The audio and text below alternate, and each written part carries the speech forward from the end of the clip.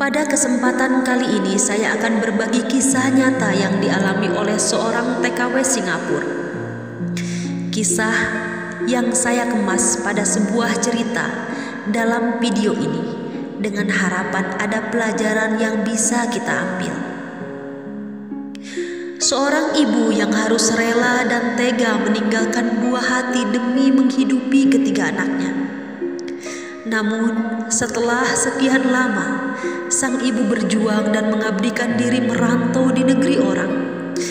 Di saat sang ibu itu pulang ke rumah, ketiga anaknya tak mau dekat dengannya karena banyak sekali fitnah-fitnah dari orang lain terhadap kejelekan ibunya. Sehingga anaknya membenci bahkan tak mau mengakui bahwa ia ibu kandungnya. Bahkan sampai mereka mengusirnya dan tak mau melihat wajah ibunya. Sungguh kisah nyata yang akan membuat jutaan orang menangis mendengarkannya. Namun semoga kisah nyata ini bisa diambil hikmah dan pelajaran untuk kita semua yang mendengarkannya.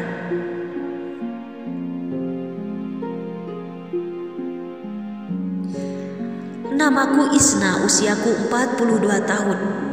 Aku dikaruniai 3 anak, 2 anak perempuan dan 1 anak laki-laki.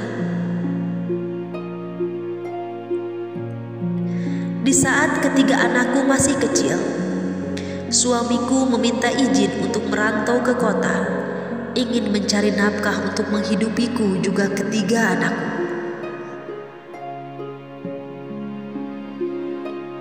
Aku izinkan suamiku berharap perekonomian kami membaik. Dengan izinku, juga izin ayah ibu mertuaku, suamiku berangkat ke kota dengan bekal berjuta mimpi dan sebuah harapan besar.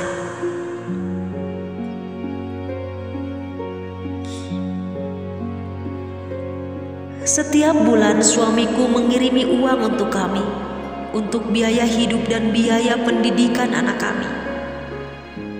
Tak terasa setahun lamanya suamiku pergi jauh dari kami. Namun alhamdulillah, dia selalu memberi nafkah lahir setiap bulannya. Walau bisa dikatakan tak cukup untuk biaya hidup dan pendidikan, namun aku bersyukur atas rezeki yang telah Allah berikan kepada kami.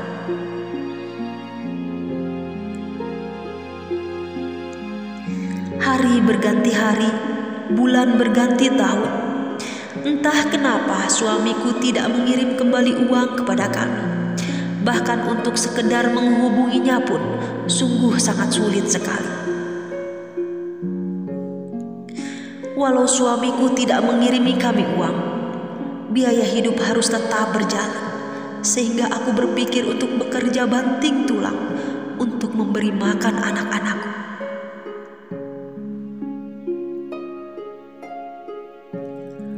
Kala aku sedang bekerja, anak-anakku kutitipkan pada ibu mertuaku.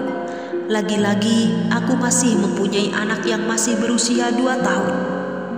Karena di saat ayahnya pergi ke kota, anak kami yang paling kecil baru berusia 2 bulan. Setiap hari ku jalani hidupku seperti itu. Aku bekerja siang dan malam. Apapun pekerjaannya, aku lakukan, yang penting halal dan bisa menghidupi diriku juga ketiga anakku. Tanpa aku berpikir lelah, tanpa terhitung cucuran keringat yang ku keluarkan, tanpa ku pikir sakit yang kurasa, aku tak peduli akan itu semua. Yang ada dalam benak pikiranku, bagaimana aku bisa menghidupi anak-anakku dengan layak dan semestinya. Aku ingin melihat senyum di wajah mereka. Aku tak ingin mereka merasa lapar karena tak ada sedikit pun makanan yang bisa mereka makan. Sebisa dan semampuku aku berjuang demi mereka. Aku korbankan segalanya demi buah hati yang aku sayangi. Hampir setiap hari mereka selalu bertanya, "Ibu, di mana ayah? Kemana ayah? Kenapa ayah tidak menelepon kami lagi? Ada apa dengan ayah?" Pertanyaan demi pertanyaan yang dilontarkan oleh anak-anak membuat aku tak berdaya. mesti ku jawab sama mereka? Sementara setahun lebih ini suamiku sudah tak ada kabar sama sekali. Jangankan uang, untuk sekedar bertanya tentang kabar kami pun sudah tak terdengar di telinga ini. Hanya tetesan-tetesan air mata yang menjawab berbagai pertanyaan mereka. Aku bingung dibuatnya. Aku tak tahu harus bagaimana. Aku selalu berdoa pada Sang Maha Kuasa agar Allah berikan petunjuk untukku, juga untuk anak-anakku tentang keadaan suamiku. Dan aku pun berdoa semoga dia baik-baik saja di sana. Tak ada sedikit pun sesuatu yang tak diharapkan menimpa suamiku. Pada suatu malam, Allah menjawab doa-doaku selama ini. Ada panggilan masuk ke handphoneku. Aku angkat dan aku sangat gembira sekali. Karena ternyata yang meneleponku adalah suamiku sendiri. Namun kebahagiaanku tak berlanjut lama. Kala suamiku mengatakan bahwa aku sudah punya keluarga baru. Dan yang lebih menyakitkan, malam itu pula dia telah menceraikan aku. Dia jatuhkan talak kepadaku. Sontak dadaku terasa sesak. Tubuhku lemas tak berdaya. Badanku gemetar. Air mata tak dapat lagi kutahan. Aku tak bisa berkata-kata. Inilah jawaban yang kunantikan selama ini, walau sangat menyakitkan. Aku mencoba untuk menerima kenyataan. Bertahun-tahun lamanya aku nanti kehadirannya. Bertahun-tahun lamanya ku harap kedatangannya. Namun pada malam itu semuanya telah berubah. Penantian kau balas dengan keputusan yang sangat menyakitkan. Kerinduan kau balas dengan kekecewaan. Dan kesetiaan kau pun balas dengan pengkhianatan. Hatiku terasa sakit. Hancur, harapan seakan telah sirna. Namun aku tak kuasa untuk berbuat apapun. Hanya harus menerima dengan lapang dada, dengan segala keputusannya. Sekarang dia telah pergi meninggalkanku. Dan sekarang pula semua tanggung jawab ada di pundakku. Bagaimana caranya?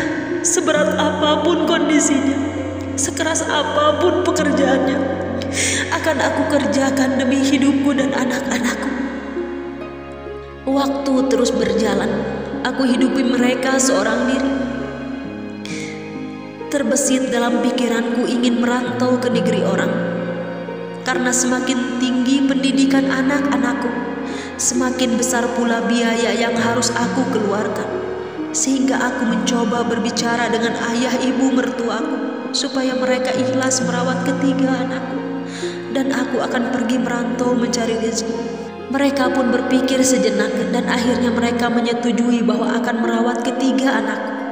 Dengan hati yang teramat sedih harus berpisah dengan putra-putriku, namun apalah dayaku. Pekerjaan serabutanku tidak cukup untuk membiayai mereka bertiga. Dengan derayan air mata mengiringi langkah demi langkah, sekaligus mengiringi kepergianku.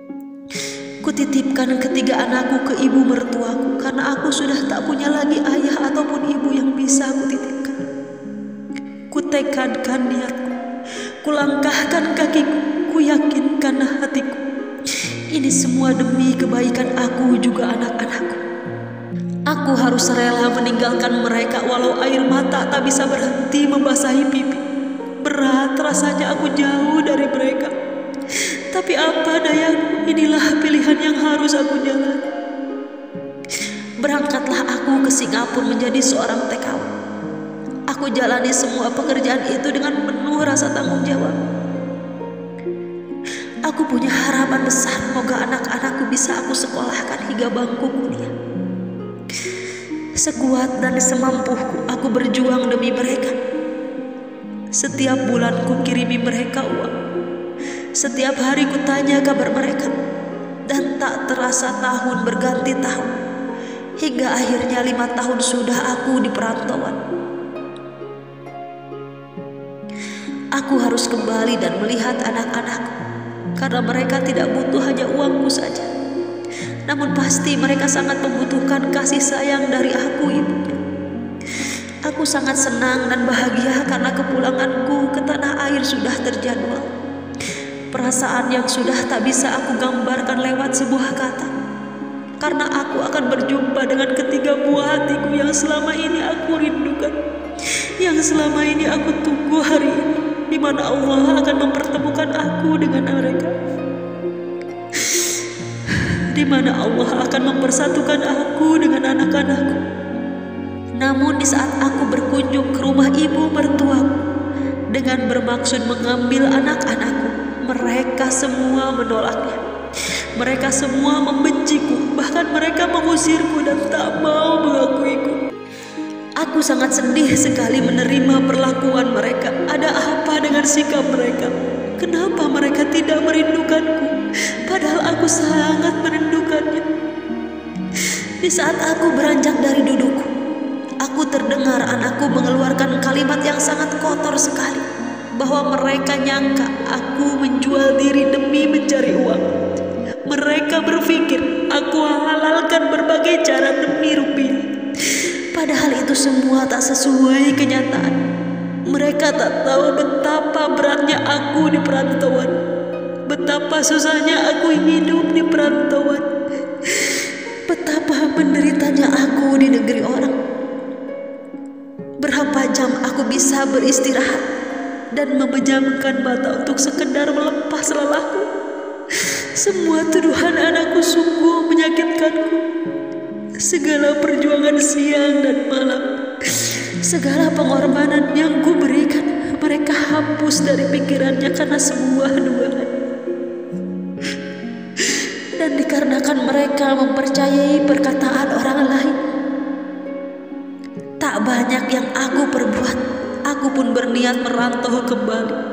Harapanku masih tetap sama, bahwa aku akan memberi yang terbaik untuk mereka. Aku harus berjuang kembali demi masa depan mereka. Aku hanya bisa berharap suatu saat nanti mereka mengerti dan dapat membuka hati untuk menerimaku kembali. Dan berharap suatu saat nanti mereka mengetahui perjuanganku yang tinggal seorang diri, berusaha menjadi seorang ibu dan sekaligus seorang ayah bagi anak-anakku. Semua aku serahkan pada Sang Maha Kuasa.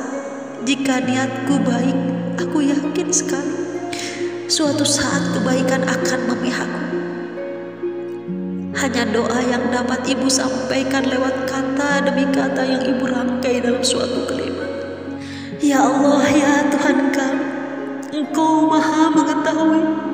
Aku titipkan anak-anakku padamu, Robbi. Aku titipkan hati anak-anakku padamu, Tuhanku. Lindungi mereka, sehatkan badan mereka, panjangkan umurnya, dan jangan Engkau akhiri hidupku sebelum mereka tahu tentang kebenaran yang sesungguhnya. Untukmu, anak-anakku, maafkan ibu telah pergi jauh meninggalkan. Maafkan ibu jika tidak selalu di samping. Maafkan ibu yang tak selamanya memberi kehangatan padamu. Namun percayalah, ibu selalu mendoakan yang terbaik untuk. Maafkan ibu sayang, maafkan. Aku sangat mencintaimu. Aku sangat menyayangi. Rasa kasih sayang ini akan selalu tumbuh di hati hingga ibu tutup usia nanti. Terima kasih orang-orang baik di luaran sana yang setia mendengarkan kisah nyataku ini. Ambil hikmah dan pelajaran yang terkandung dalam kisahku, dan semoga kisahku ini tak pernah kalian alami. Cukup saya merasakan luka ini. Ambil sisi positifnya, buang sisi negatifnya. Terima kasih sahabat. Selamat berjuang bagi semua orang yang mengalami hidup di perantauan. Semoga apa yang kita harapkan, apa yang kita inginkan, dan apa yang kita impikan Allah kabulkan. Sehat, sukses selalu untuk semua.